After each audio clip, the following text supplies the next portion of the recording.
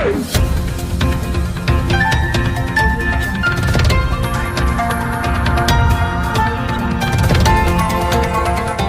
देख रहे हैं मगरा न्यूज राजस्थान, खबरें सबसे तेज।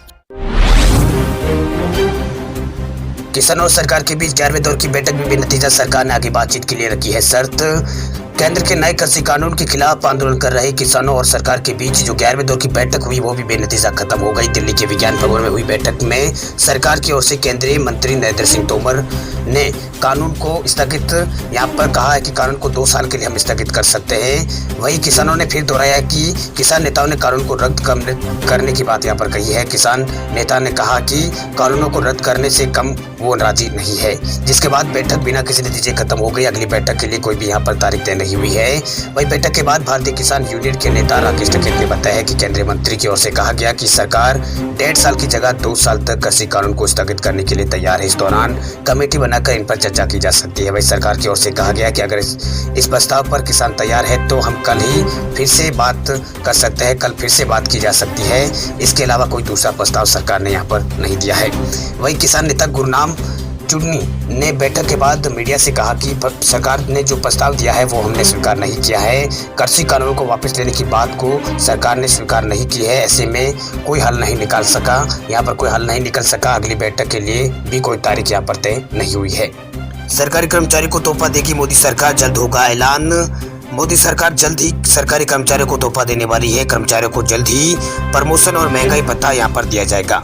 केंद्रीय मंत्री जितेंद्र सिंह ने कहा है कि सरकार पदोन्नति प्रक्रिया को आसान बनाने का प्रयास कर रही है, लेकिन समय समय पर केस दर्ज होने के कारण प्रक्रिया में रुकावट यहाँ पर आ रही है। मंत्री ने कहा है कि ये बात भारतीय मजदूर संघ के प्रतिनिधिमंडल की बैठक के दौरान ये बात यहाँ पर उन्होंने कही है। उन्होंने कहा है कि ईमानदार और अच्छा प्रदर्शन वाले अधिकारी को सरकार बढ़ावा दे रही है। उन्होंने कहा है कि कार्य के लिए अच्छे माहौल बनाने के लिए कदम यहाँ पर उठाए जा रहे हैं ताकि अधिकारियों को उनकी क्षमता के मुताबिक बेहतर प्रदर्शन उनका हो सके। वही जितेंद्र सिंह ने कहा है कि वे खुद कई कर्मचारी संगठनों से मिलकर सहयोग की मांग यहाँ पर कर रहे हैं ताकि सभी प्रकार की समस्या को दूर किया जा सके। अगर आप लगवाना चाहते हैं कोरोना की वैक्सीन तो मोबाइल नंबर को आधार कार्ड से करें लिंक, सरकार ने दिया है आदेश। कोरोना की जंग जीतने के लिए देश में टीकाकरण अभियान की शुरुआत हो चुकी है। कोरोना वैक्सीन के पहले चरण में 3 करोड़ कोरोना वॉरियर्स को यहाँ पर वैक्सीन दी जा रही है। केंद्र सरकार ने वैक्सीन अभियान पर पूरी नज़र बनाए रखने के लिए राज्यों से कहा है कि वे अपने लोगों के आधार कार्ड को यहाँ पर आधार कार्ड नंबर को मोबाइल नंबर से लिंक करें ताकि टीकाकरण के लिए SMS भेजने में सुविधा यहाँ पर हो। वही वैक्सीनेशन के लिए आधार का प्रूफ होना बहुत ही ज़रूरी है। इससे पहले ये पता चल पाएगा कि आपको पहला या दूसरा डोज कब लगा है। वही एक हिंदू बिजनेस लाइन की रिपोर्ट के अनुसार अगर आप इन दिनों वैक्सीन को लगवाना चाहते हैं तो आपको सबसे पहले अपने फ़ोन नंबर को आधार कार्ड से लिंक करना होगा। कोविड-19 के डेटा मैनेजमेंट और अप्रूव्ड ग्रुप ऑफ टेक्नोलॉजी के चेयरमैन RA शर्मा ने कहा है कि वैक्सीन किसे और कब और कौन सी लगानी है इसके लिए डिजिटल रिकॉर्ड का आधार होना बहुत ज़रूरी है। भाई शर्मा ने कहा है कि हम पहले भी ऐसा कर चुके हैं। वही आधार कार्ड बनवाने के दौरान ऐसा किया जा चुका है। आपका डेटा बिल्कुल सुरक्षित रहेगा। हम दूसरे तरीके से भी रजिस्टर कर सकते हैं, लेकिन ये आधार का ऑप्शन सबसे सटीक और बड़ा यहाँ पर ऑप्शन है। पंजाब के मुख्यमंत्री कैप्टन अमरिंदर सिंह का बड़ा ऐलान। आंदोलन के बीच जिन 76 किसानों की जान गई उनके परिजनों को सरकारी नौकरी देगी पंजाब सरकार। किसान आंदोलन जारी है। वही किसान आंदोलन के बीच अब तक कई किसानों की मौत हो चुकी है। 11वें दौर की बातचीत के बाद भी सरकार और किसानों के बीच का मसला नहीं सुलझ सका है। अब 12वें दौर की बातचीत कब होगी ये भी तय नहीं है। इस बीच पंजाब के मुख्यमंत्री कैप्टन अमरिंदर सिंह ने यहाँ पर बड़ा ऐलान किया है। कैप्टन अमरिंदर सिंह ने कहा है कि किसान आंदोलन के दौरान जितने भी किसानों ने दम तोड़ा है उन सभी के एक परिजन को पंजाब सरकार यहाँ पर सरकारी नौकरी देगी। वही अमरिंदर सिंह ने कहा है कि अभी तक उन्होंने 76 किसानों के जान गंवाने की यहाँ पर खबर मिली है। इन सभी किसानों के परिजनों को हर घर को यहाँ पर एक सबको यहाँ पर नौकरी मिलेगी। वही किसान परिवारों के हित में ये फैसला यहाँ पर लिया गया है। वे पिछले 58 दिनों से दिल्ली की सीमाओं पर कृषि कानून को लेकर किसान प्रदर्शन कर रहे हैं। लाखों की संख्या में किसान आंदोलन में डटे हुए हैं। इनमें से कई किसानों की मौत हो चुकी है, जबकि कई किसान सुसाइड भी कर चुके हैं। किसानों की मांग है कि कृषि कानून को पूर्ण रूप से यहाँ पर रद्द किया जाए, जबकि सरकार इसके लिए राजी नहीं है। पंजाब नेशनल बैंक खाताधारकों के लिए बड़ी खबर। 1 फरवरी से नॉन EMV ATM से नहीं निकाल पाएंगे पैसे। पंजाब नेशनल बैंक ने अपने खाताधारकों को ये जानकारी दी है। बैंक ने ट्वीट करके अपने खाताधारकों को बताया है कि 1 फरवरी से पीएनबी के ग्राहक नॉन ईएमवी एटीएम मशीन से कोई भी वित्तीय या फिर गैर वित्तीय लेन देन नहीं कर पाएंगे। बैंक के खाताधारकों को 1 फरवरी से नॉन ईएमवी एटीएम मशीन से कैश निकालने की सुविधा उन्हें नहीं मिलेगी। बैंक ने एटीएम से होने वाले फ्रॉड को देखते हुए यह फैसला यहाँ पर पंजाब नेशनल बैंक ने लिया है। वहीं पंजाब नेशनल बैंक ने लगातार बढ़ रहे एटीएम धोखाधड़ी को रोकने के लिए एक बड़ा कदम उठाया है। बैंक ने ट्वीट करके अपने ग्राहकों को इस बारे में जानकारी दी है। पीएनबी के ट्वीट के मुताबिक 1 फरवरी से पीएनबी ग्राहक नॉन ईएमवी एटीएम मशीनों से कोई भी ट्रांजैक्शन नहीं कर पाएंगे। 1 फरवरी से पंजाब नेशनल बैंक के एटीएम कार्ड से नॉन ईएमवी एटीएम मशीनों से कैश यहाँ पर नहीं निकाला जा सकेगा। वहीं पंजाब नेशनल बैंक ने ट्वीट कर अपने ग्राहकों को ये जानकारी दी है और बताया है कि धोखाधड़ी से बचने के लिए बैंक ने 1 फरवरी से नॉन ईएमवी एटीएम मशीनों से लेन देन को प्रतिबंध करने का फैसला किया है। नॉन ईएमवी एटीएम मशीनों में एटीएम कार्ड की जानकारी को हैक नहीं किया जा सकता है। वहीं यहाँ पर कार्ड की क्लोनिंग की संभावना भी यहाँ पर खत्म हो जाती है। वहीं बिना ईएमवी वाले एटीएम में किसी भी तरह के फाइनेंशियल और नॉन फाइनेंशियल ट्रांजैक्शन को रोकने का फैसला इसमें किया गया है। आपको बता दें कि नॉन ईएमवी मशीन में माइक्रोगेटिक स्ट्रेप के जरिए डाटा को यहाँ पर रीड किया जाता है, जिसमें यहाँ पर कार्ड को एटीएम मशीन में जोड़ना नहीं पड़ता है, जबकि ईएमवी वाली मशीन में यहाँ पर एटीएम कार्ड मशीन में कुछ सेकंड के लिए लॉक हो जाता है। वहीं बैंक ने अपने ग्राहकों को डेबिट कार्ड को लॉक करने की सुविधा भी यहाँ पर दी है। बैंक के ऐप की मदद से पीएनबी ग्राहक एटीएम कार्ड को यहाँ पर ऑफ या ऑन यहाँ पर कर सकते हैं ऑनलाइन। भारतीय गेमर्स के लिए खुशखबरी, भारत में जल्द लॉन्च होगा पबजी का नया गेम।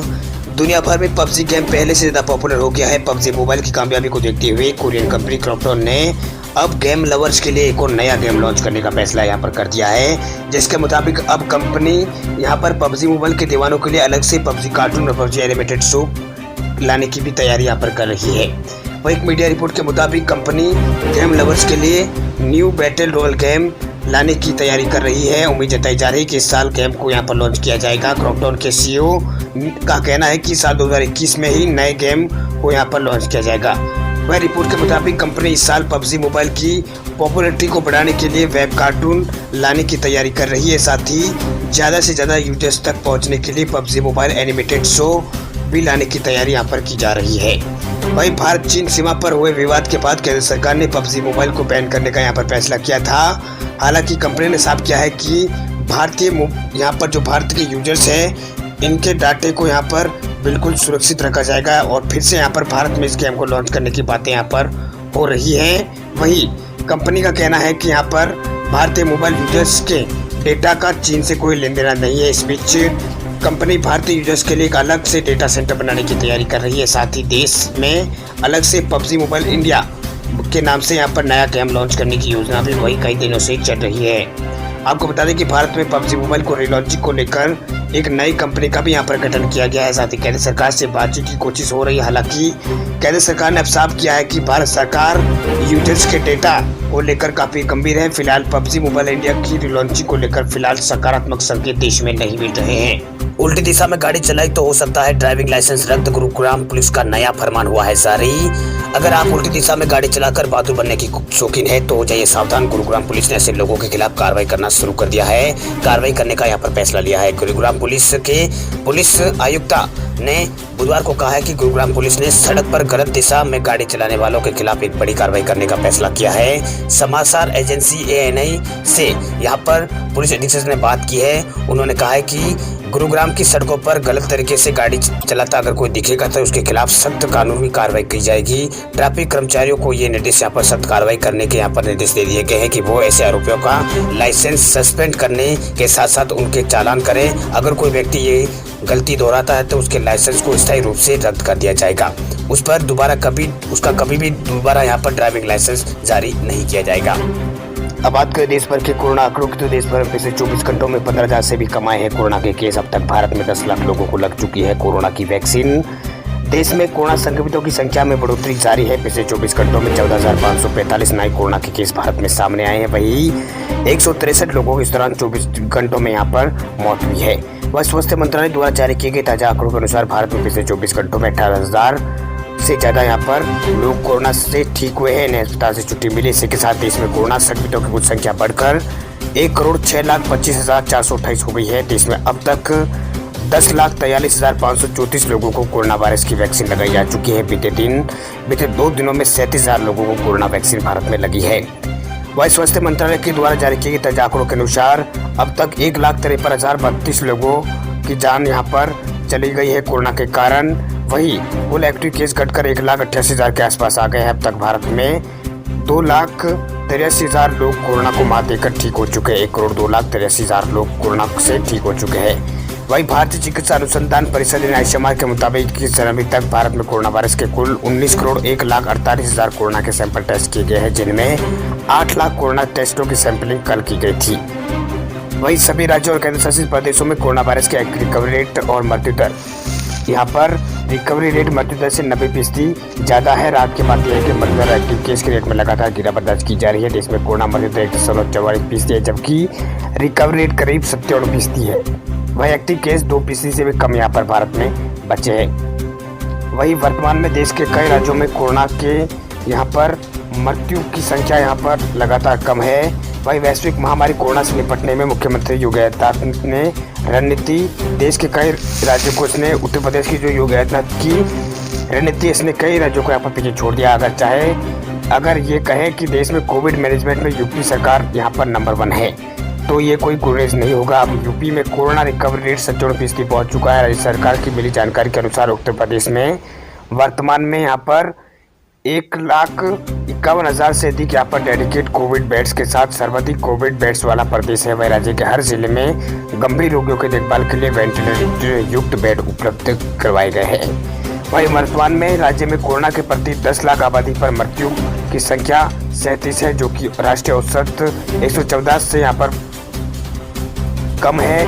वहीं अन्य राज्यों में भी यहाँ पर दिल्ली में ये 543 है, महाराष्ट्र में 414 है, वहीं कर्नाटक में 185 है, तो वहीं पश्चिम बंगाल में ये 104 है।